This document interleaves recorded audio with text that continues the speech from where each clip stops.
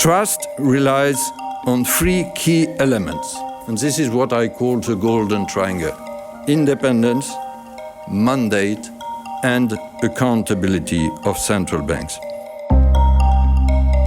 And each of them is being challenged today. In this episode, we hear the Michel Camdessus Central Banking Lecture presented by François Villeroy de Galhau, Governor of la Banque de France. The theme, the ethics of currency. Today, we central bankers are responsible for trust. We produce it and we stand accountable for it. François Villeroy de Galhau has been governor of la Banque de France since 2015. He's also member of the European Central Bank Governing Council and chairs the BIS, the Bank for International Settlements. IMF Managing Director Kristalina Georgieva introduced the event. In October last year, when we had our annual meetings, many of us were quite upbeat. Growth was coming up strong. We ended the year with 6.1% growth. And vaccines gave us the confidence to expect that the pandemic is over. So we thought inflation that we were experiencing would go away. And we were proven wrong. Wrong when Omicron hit. Wrong when Russia invaded Ukraine. Wrong when during this summer climate shocks have affected dramatically agricultural productivity in many places, and we are likely to suffer that further in the future. So inflation is stubborn, it is more broad-based than we thought it would be. And what it means is that we need you, François, we need central bankers to be as stubborn in fighting it as inflation demonstrably has been. We are mindful that you are on the front line. And all in this audience, we are with you, and of course we at the IMF work relentlessly to provide the analytics that can help us steer through this time of uncertainty. So let me welcome you to the floor. We admire what you have done with macroprudential policy, build buffers in France, they helped with COVID. We admire your leadership on the network for greening the financial system. But above all, we are pleased that our speaker today brings some of Michel Camdessus with him. They're close friends, and apparently Michel Camdessus participated in the thinking for this lecture. So with François, we get him and Michel Camdessus for today. François, bienvenue.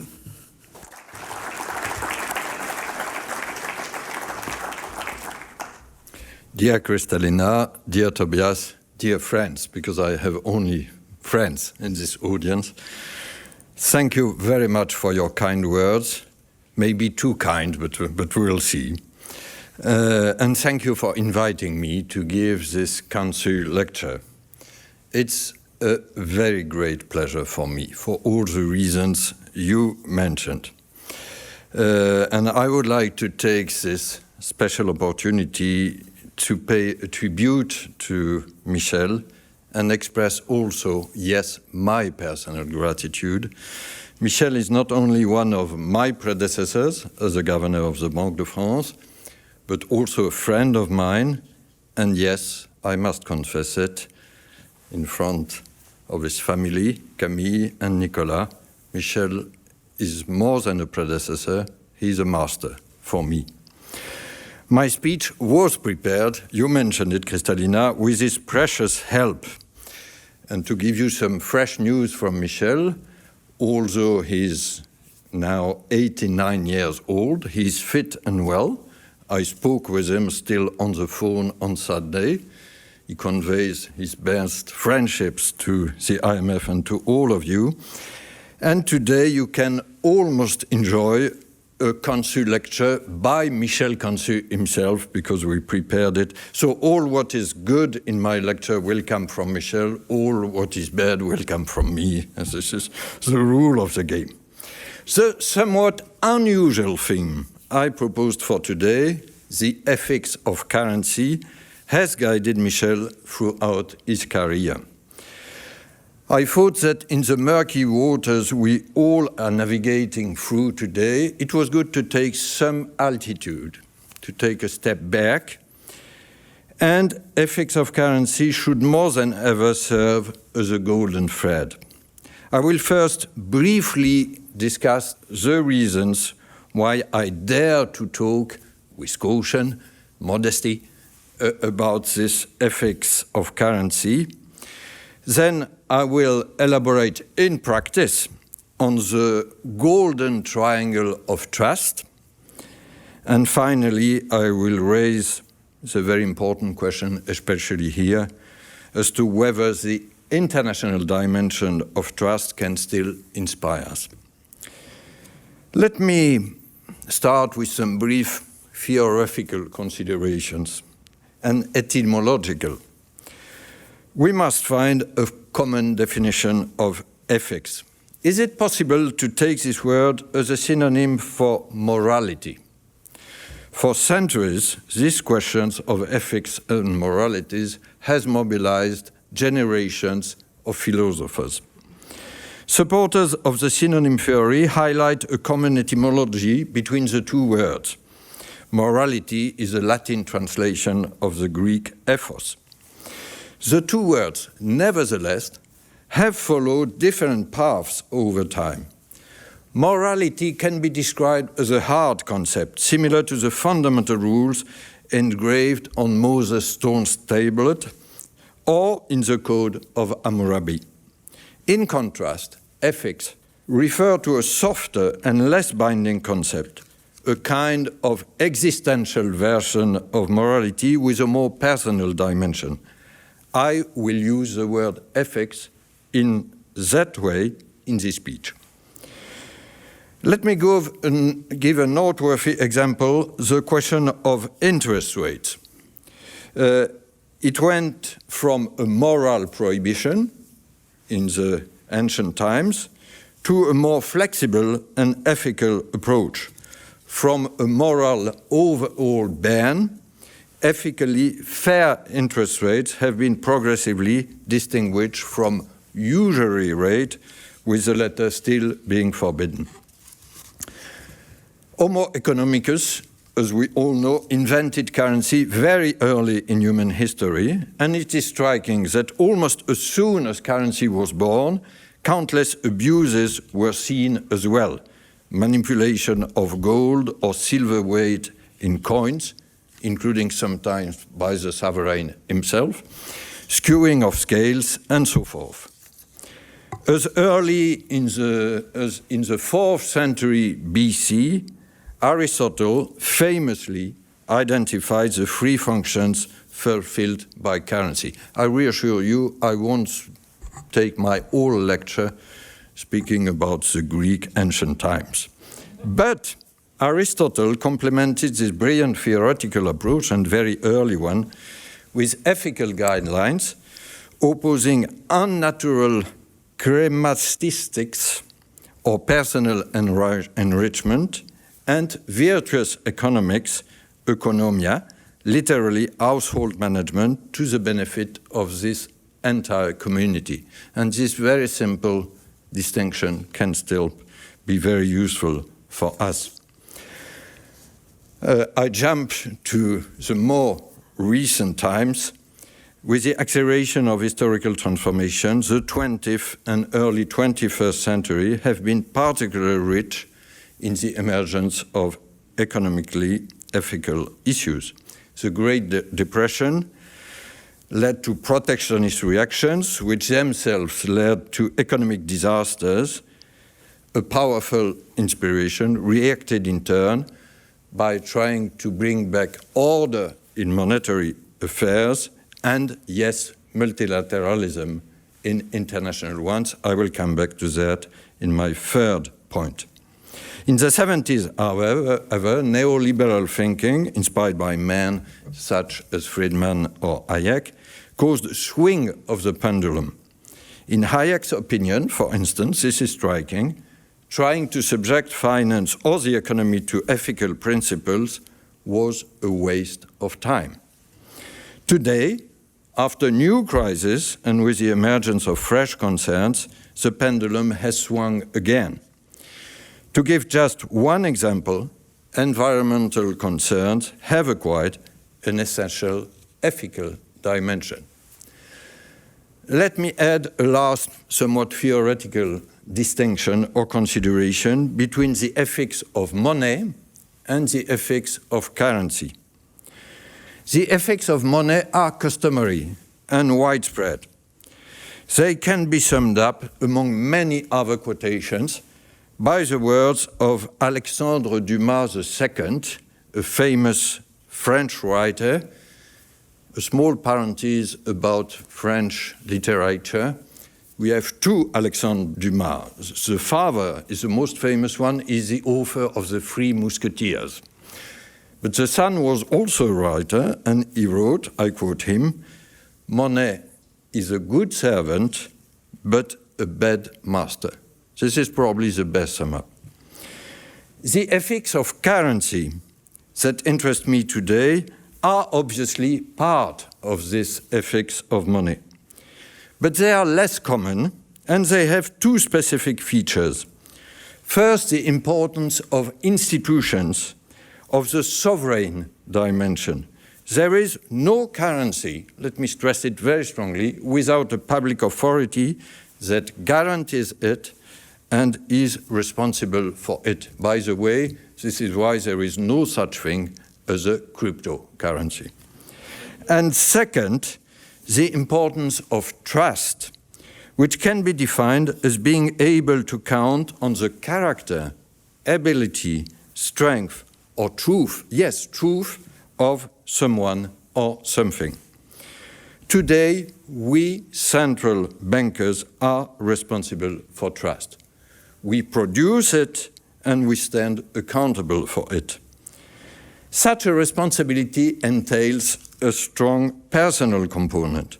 Our behavior has to be flawless and driven by real functional requirements and high ethical standards. But let me today focus on the institutional and collective foundation of trust and come to my second point about what I call the golden triangle of trust. And here I will put these principles I mentioned in practice. Let us try together. Trust relies on three key elements, and this is what I call the golden triangle: independence, mandate, and accountability of central banks. Some may take them for granted, but they are actually the result of a long historical progress, and each of them is being challenged today. First, independence, and this long historical quest with a current calling into question. It took a long time for trust in currency to be dematerialized, to move from trust in a physical medium, gold and silver and metallic currencies, to trust in an institution.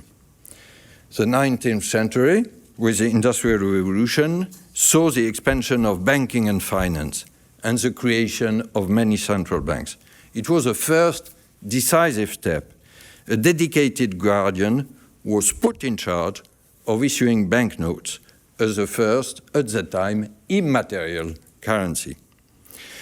The second decisive step, and we know it, it's mainly from late 20th century, in the 80s and 90s, was to make central banks independent from political power in order to ensure the stability of the currency. But independence, which I cherish, does not mean isolation. The context of the Russian war in Ukraine challenges us to reinvent the dialogue with political authorities for at least three reasons. because geopolitics are today a major determinant of the economy, because the energy markets, their regulation and pricing are key for inflation, and lastly, because fiscal choices regarding subsidies to households or even to firms are far from neutral for monetary authorities, and by the way, for the IMF, we discussed it this morning. Another challenge to independence, and a more tough one, is that the populist ideology creates an atmosphere of general mistrust of institutions and still more of independent ones. At worst, this would call into question our democracy and its necessary checks and balances. At the very least, it is imperative for us to be efficient in our mandate and to increase our accountability. And let me come to the second corner of the triangle, efficiency of our mandate. Price stability, which is a prerequisite for long-term growth, is the primary objective of most central banks. Broader mandates, nevertheless, apply to some, notably the Federal Reserve, with its dual objective. Other central banks have expressed sensitivity to, say, climate change or to inequalities. Some observers question this alleged mission creep and wonder whether central banks have lost sight of their primary responsibility. Against this backdrop, I tend to refer to Max Weber's distinction between ethics of conviction and ethics of responsibility. Ethics of conviction is a driver for a broad mandate, but also to a risk of over-promising. Ethics of responsibility is a driver for realism and a more focused mandate. Our Eurosystem answer consists, as you know, of a clearly hierarchical mandate with one primary objective, price stability, but if fulfilled, we can and must contribute to the secondary objectives of, I quote, also the European treaties, economic growth, social cohesion, and the environment. Let me clarify that the Eurosystem's strong commitment to fight climate change is motivated first and foremost by its profound implications for price stability, and we could discuss this later, through impacts of climate change on the economy and on the financial system. In other words, when we are acting decisively against climate change, we are acting in the very name of our primary mandate. I spoke about efficiency of the mandate, and here obviously we are challenged. Inflation has accelerated significantly over the past year, reaching 9.1% in the euro area, and we saw it yesterday, 8.3% in the US. Monetary normalization is consequently fully warranted, including in the euro area. It's too early to tell the final interest rates in this journey. But the neutral rate, R star, helps us to give some light on the first part of the journey. I believe it in the euro area to be estimated as below or close to 2% in nominal terms, and we could be there by the end of this year. Until then, we definitely have to act in a determined but orderly way. Doing so is normalization. Only beyond R star would tightening begin if needed. The US is obviously closer to tightening. Due to several differences in the nature of inflation across the Atlantic, the monetary answer must have its differences too. But in both cases, let me stress that, it's not only a legal duty, it's also an ethical commitment from us central bankers. Ensuring price stability is our responsibility. Our will to deliver and our capacity to deliver on our mandate cannot be subject to any doubt whatsoever. Turning to the third corner of the triangle of trust, accountability, you remember that famous sentence attributed to Alan Greenspan, quote, "I know you think you understand what you thought I said, but I'm not sure you realize that what you heard is not what I meant," unquote. This provocative sentence certainly captured the difficulty for central banks to account for their monetary policy. But let us be clear, it belongs, or it must belong, to a bygone era. No matter how complex, it is central banks' duty to account for their monetary policy decisions in a comprehensible manner. Accountability is the natural, the obvious counterpart of independence. And this necessary change, which is a challenge, has both a cyclical and a structural component. The cyclical component pertains to the way we can combine agility and predictability in a very uncertain environment.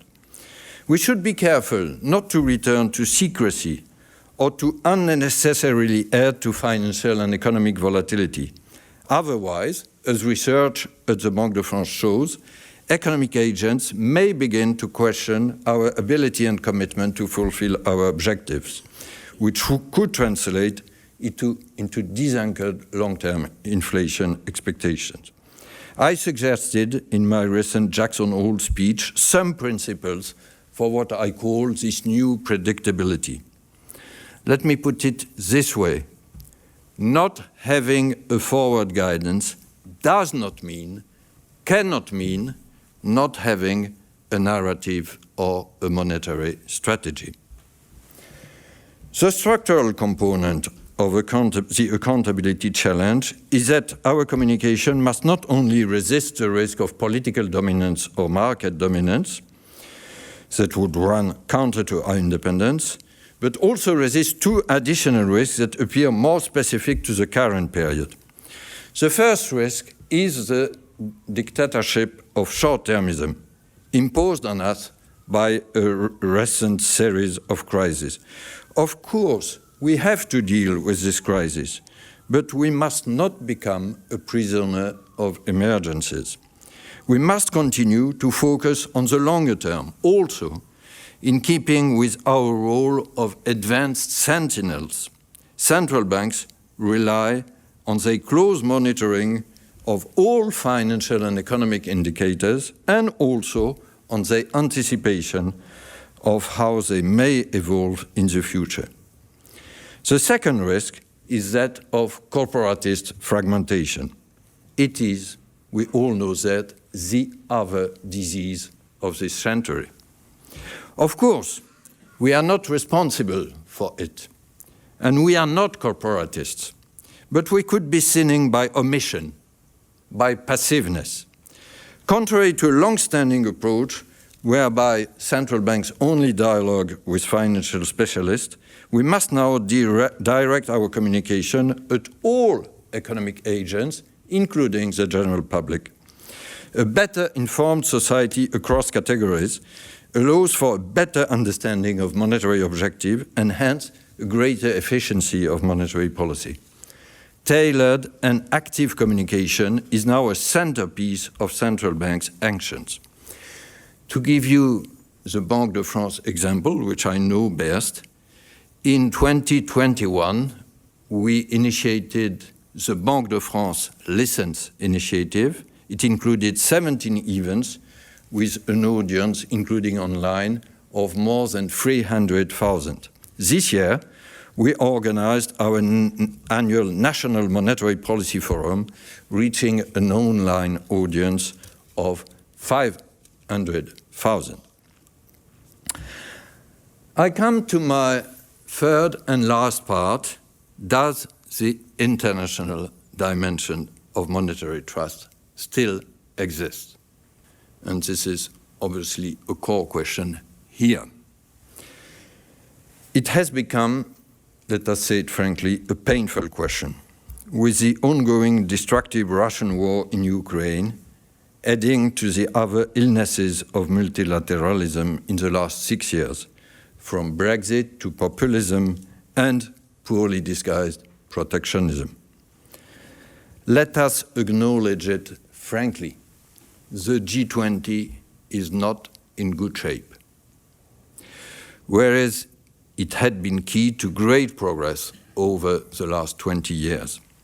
And sanctions against Russia divide the G20.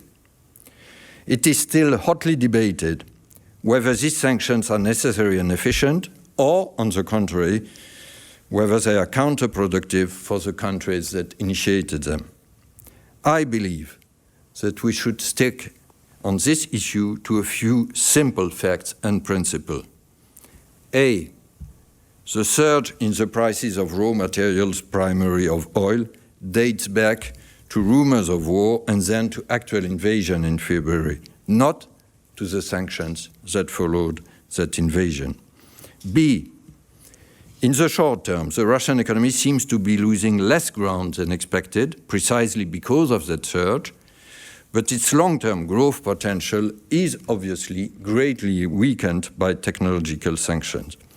C, there are moments where what is ethically fair prevails over what is economically profitable.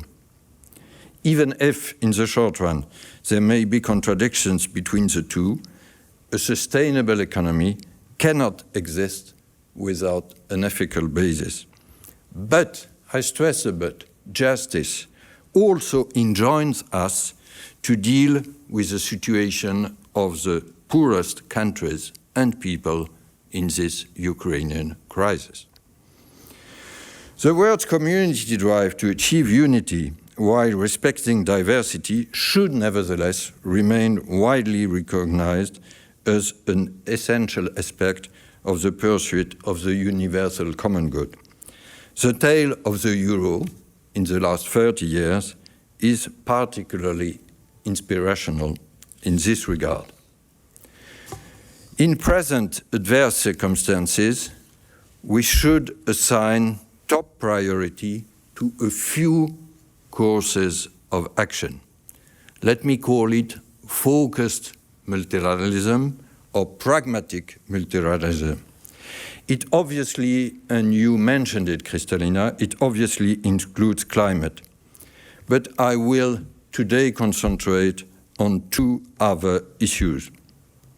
First, designing a consistent framework to ensure that crypto assets do not undermine confidence in the financial system. They bring positive technological innovations.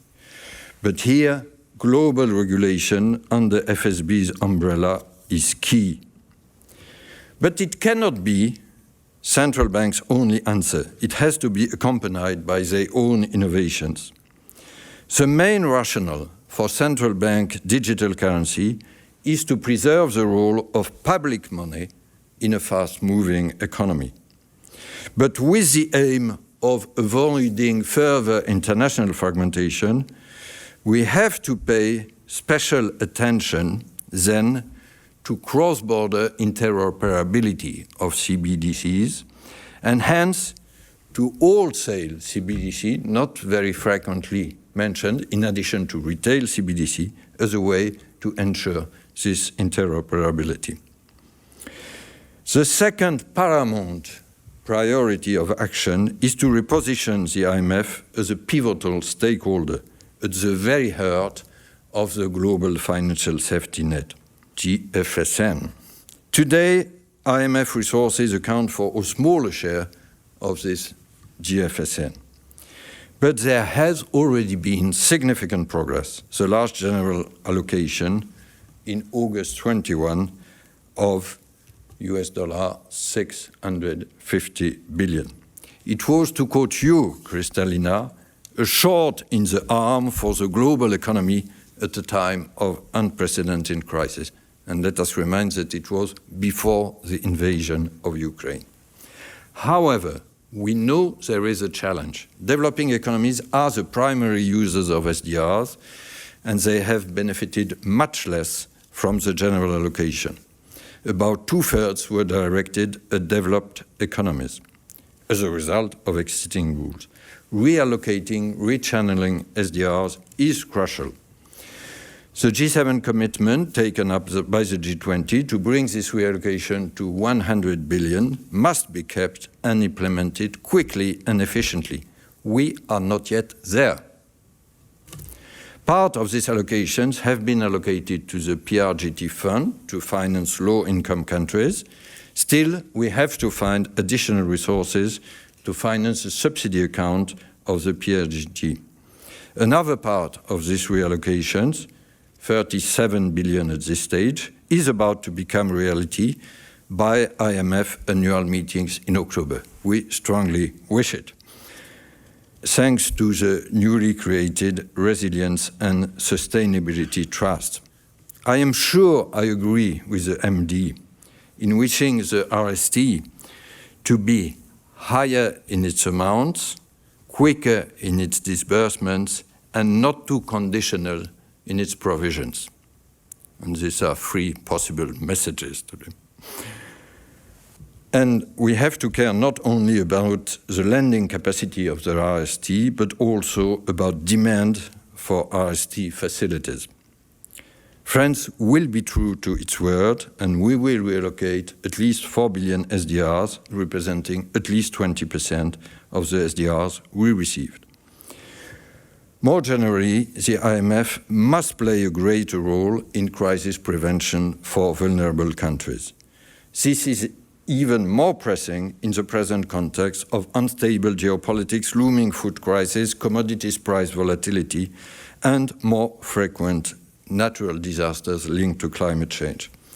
I therefore welcome the recent proposal of a new food shock window, but here again, it must be increased. Our efforts should not stop there. Let me conclude coming back to the Greek philosophers, and this time Sophocles. He wrote, "Trust dies, but mistrust blossoms." Let me stress that trust as a shared treasure also has a key human foundation, which we have passionately built over time. I sometimes call it the immaterial treasure. International meetings in Basel at the Bank for International Settlements, and thank you, Kristalina, for mentioning it.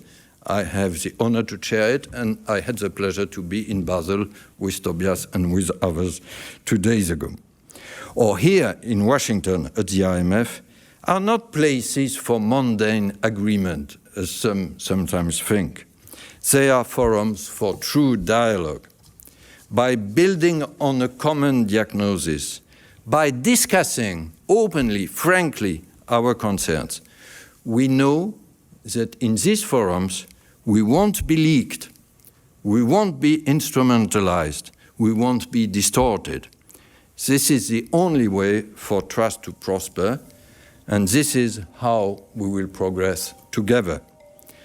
Michel Consu himself has symbolized this value of humanity like none other in his personal behavior and in his human relationships. I thank you for your attention.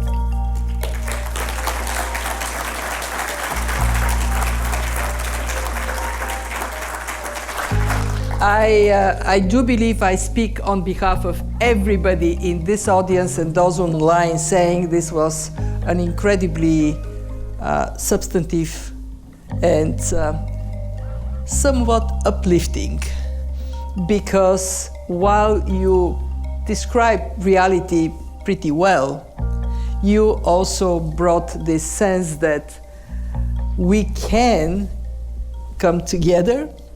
And yes, there may be pain, but because we are together, there would be less of it. Our hero today, François, you get our round of applause and our gratitude.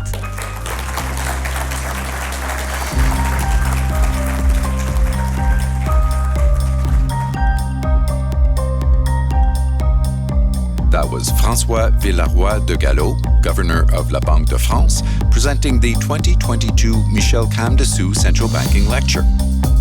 Go to imf.org to watch the webcast of the entire event, including a post-lecture discussion with Kristalina Georgieva. I'm Bruce Edwards. Thanks for listening.